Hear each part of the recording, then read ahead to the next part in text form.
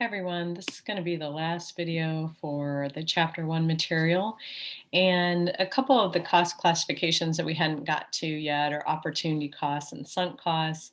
But first let's look at a differential cost is differential revenue, differential cost.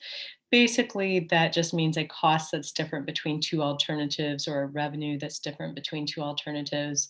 And for decision-making purposes, then that means it's a relevant cost or a relevant revenue. That means we need to take it into consideration when making decisions. So the example that I have is I'm looking at, my car is getting older and I have some significant repairs that I need to have done to it. So should I do that and keep my same car and invest some money in it, or should I just go out and buy a new car? So the costs that are different, the cost of repairing my current car versus what's the cost to buy a new car. So those two things are going to be different. So though makes both of those things relevant for my decision making process. So we'll be diving deeper into that in some later chapters.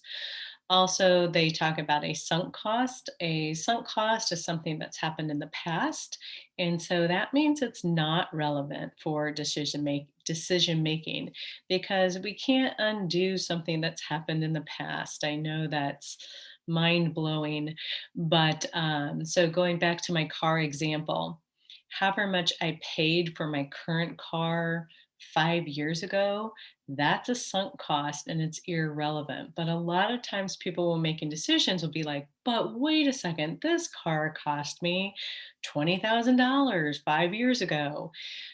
But that is irrelevant when you're trying to decide, should I make repairs or should I buy a new car? You can't undo what you paid for your car 5 years ago. So ignore it. The last cost we'll talk about is an opportunity cost. That is something that you gave up when you chose one alternative over another. And those things are relevant again because it was something that was different in your decision making process. So they like to use the example of you. Came to college instead of keeping a full-time job at the supermarket. Maybe you were making $25,000 there and you gave up that full-time position to come to college. So the opportunity cost of coming to college was giving up that full-time salary at the grocery store. And that is an opportunity cost, and that is relevant in your decision to come to college. And so they've got this example, which I'll give you a second to read that. I didn't mean to hide me.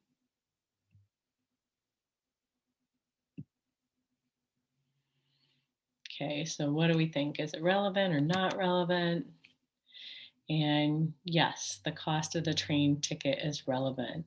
So the cost for the train ticket, that's one of your options. The other option is the cost of driving. How much is the gas or other costs that you would incur with driving? So those are both relevant costs that you should consider.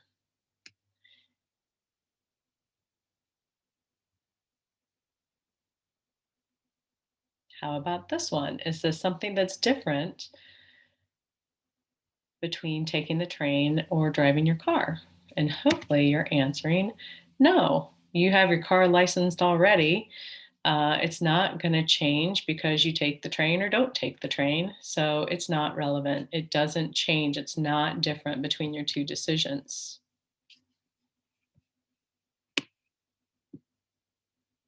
This is kind of a weird question. So they're talking about what you could sell your car for right now. So that's something that we're talking about in our decision making process of something moving forward. If they talked about how much you'd purchased your car for in the past, that would be a sunk cost. But they're talking about being able to sell your car in the future. So okay, what we really wanted to get to in this video was an income statement that we are going to use a lot in this course. So we're going to do something called the contribution approach or the contribution format income statement, which is this one over here on the right-hand side. So an income statement, hopefully you remember from financial accounting, it's sales minus, or not sales, I'll just say revenue minus expenses equals net income. And when we left off in financial accounting at the end of the semester, this was the income statement that we were looking at. So anyone that has inventory is going to have an income statement that looks like this. We refer to it as a multi-step income statement, where we take sales minus a cost of goods sold, that equals gross margin or gross profit. And then you subtract all your selling and administrative expenses, and that equals your net operating income. So revenue minus all your expenses. And we did our format like this, where we do calculate that gross margin, gross profit. This is an income statement that we would give to people outside of our company. This is following US GAAP. So this would be good for external purposes. This one over here is not something that we would give to people outside of our company. This is going to help us make some decisions that we'll be using in later chapters. And what we're going to do here is we're going to separate out our variable expenses from our fixed expenses. So whether that is a variable product cost or a variable period cost, anything that's variable, we're going to subtract it up here. Anything that's fixed, we're going to subtract it down here.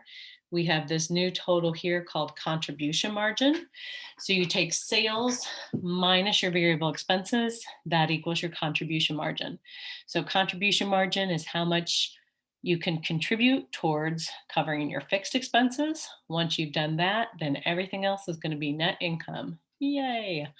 So after contribution margin, subtract your fixed expenses, and that equals net operating income. Unfortunately, they don't have an example in the slides. So I would highly encourage you to go into the practice homework. There's a couple examples in the practice homework, exercise 1-6, exercise 1-15. They do have a guided example that goes along with it. Just remember with your variable expenses, it would be all your variable expenses. So cost of goods sold would be a variable expense. If you have a variable selling expense, like a commission, it's going to go here. If you have a variable administrative expense, whatever the heck that might be, it would also come up here. Fixed expenses like rent at the factory, security guard at the factory, also fixed expenses like administrative salaries, that's going to come down here. So what we're doing is we're separating variable and fixed. One other final thing, they might actually have you calculate cost of goods sold. And if you have to calculate cost of goods sold, flash back to 201. You need to take your beginning inventory, so whatever you had at the beginning of the period, plus whatever inventory you've purchased or inventory that you've made during the period. So beginning inventory plus all of your purchases, that's going to equal everything you have available for sale. So beginning inventory plus your purchases, that's what you have available for sale. If you subtract your ending inventory from that, you will get your cost of goods sold. So ending inventory is what you didn't sell.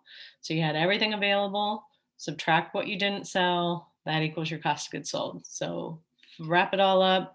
The formula for cost of goods sold, beginning inventory plus purchases equals cost of goods available for sale.